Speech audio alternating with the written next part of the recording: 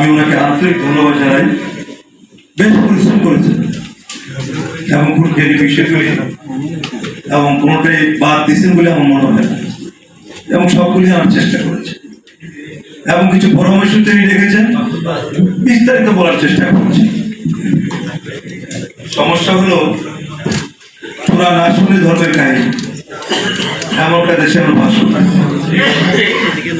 একটা জাতিকে যদি ধ্বংস করতে হয় তার প্রথম কাজটি হলো তার শিক্ষা ব্যবস্থায় ধ্বংস করে দিতে, যাতে কারণ যে শিশুরা কোন শিশুরা তৈরি হবে সেখানে সে জানবে না বিদায় হজে কি বলছে ওমরের জীবন কাহিনী জানবে না, আবু বকরের জীবন কাহিনী জানবে না, অনেকগুলি বক্তব্য দেখবেন, আমি দু একটা কথা বলছি, এগুলি জানবে না। জানবে কোনটা? ওই শরীফানা কি একটা আছে কি, এগুলি জানবে।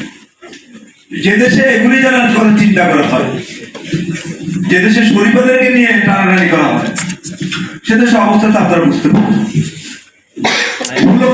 লক্ষ্যটা হলো শিক্ষা ব্যবস্থাকে এমন পর্যায়ে নিয়ে যেতে হবে যাতে এদেশের মানুষ ধর্মীয় মূল্যবোধের ভিত্তিতে বেড়ে উঠতে না পারে এবং সেই শিক্ষা ব্যবস্থা তৈরি হতে না পারে। এটা হলো বর্তমান সরকারের মূল ব্যবস্থা। তা না হলে এত বড় আন্দোলনের মুভমেন্ট গুলো কোথায়? শরীফা তো রেখেই দিয়েছে, বাদ তো দেয়, তারপরে কেয়ারই করছে।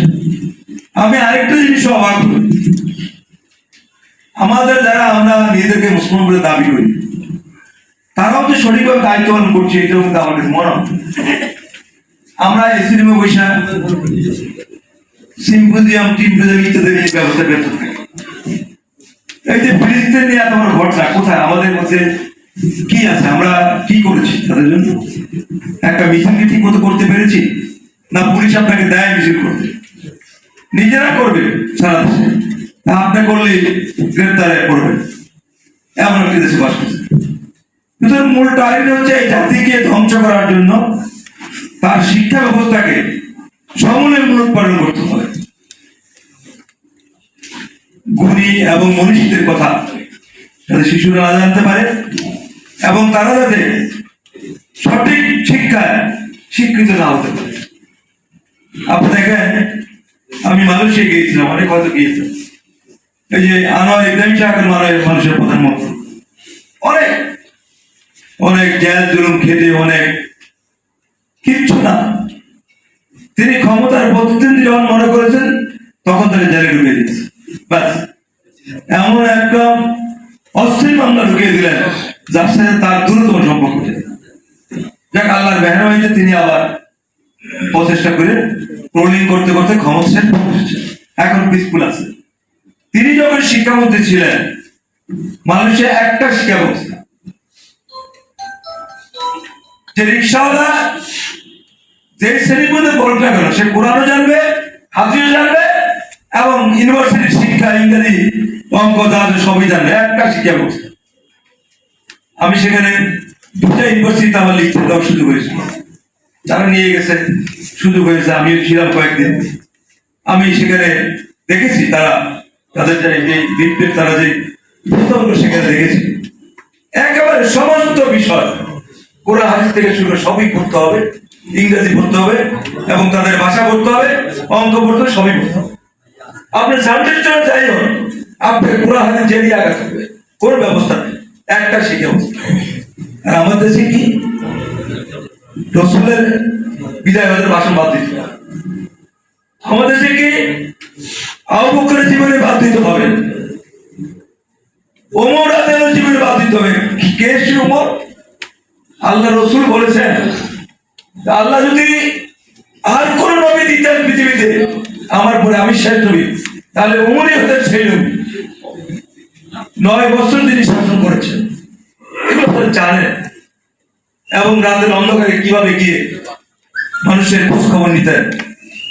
এবং তিনি যখন নতুন জামা পড়ছিলেন তখনকার ব্যবস্থা দেখেন, মুসল্লি দাঁড়িয়ে গেলেন, আমিরুল মুমিনিন আপনি কোথেকে কাপড় পাইছেন, কোথা থেকে পাইছেন জবাবদিহি করতে হবে।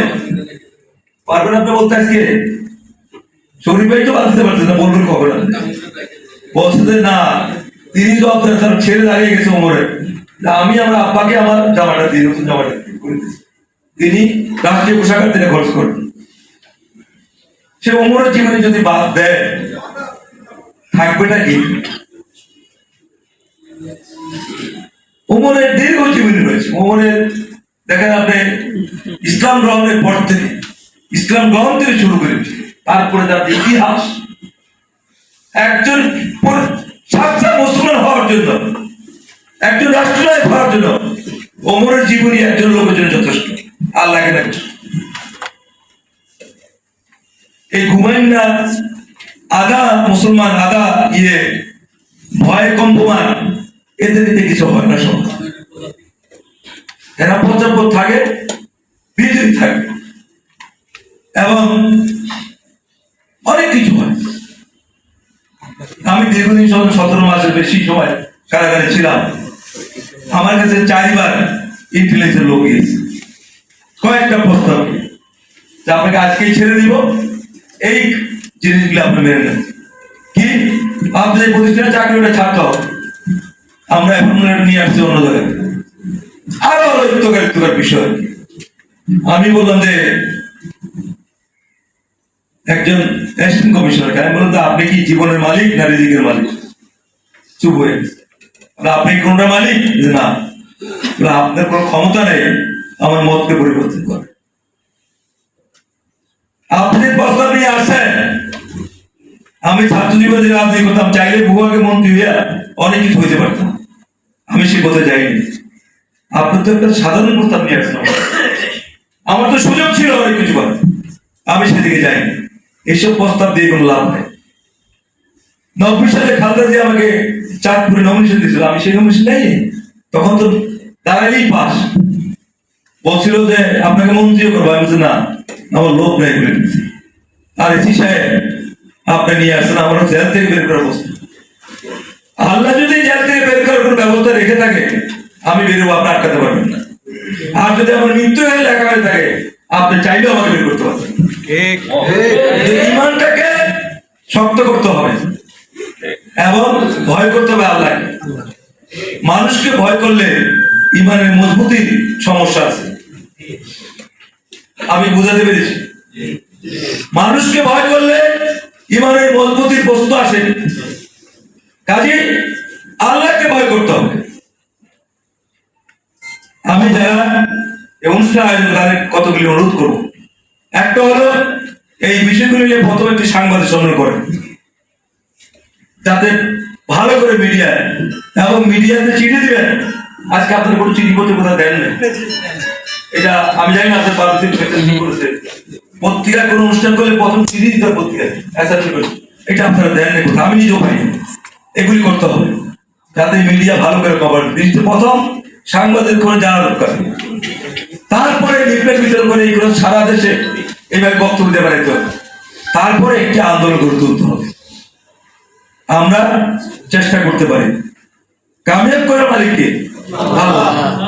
আল্লাহ রসুলকে করে হতাশ হয়ে যেতেন, আল্লাহ কি বলে ধমক দেন, হে রসুল আপনাকে দাওয়াত দিতে বলেছি, হেদায়েত করার মালিক কিন্তু আপনি না, আপনি দাওয়াত দিয়েছেন বলেনি। তো আজকে আমাদের কাজ হচ্ছে আমাদের চেষ্টা করা, কামিয়াব করবেন তিনি। আমরা ভয় করি একমাত্র একজনকে, পৃথিবীর কাউকে ভয় করি না, কারণ চোখ হয়ে গেলে আমাদেরকে তো আমাদের পারবে না, এবং কোন পিছুটা আমাদের নেই। জীবন মুক্তির মালিক রিজিকের মালিক আল্লাহ।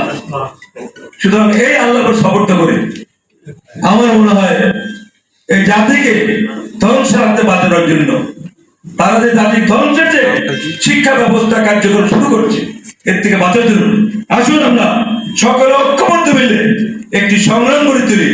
এই সংগ্রামের মধ্য দিয়ে ইনশাআল্লাহ আমরা কামিয়াব হব এবং মানুষ করার আন্দোলনগুলিকে সঠিকভাবে পরিচালিত করতে সমর্থ হব। আপনাদের সকলকে ধন্যবাদ।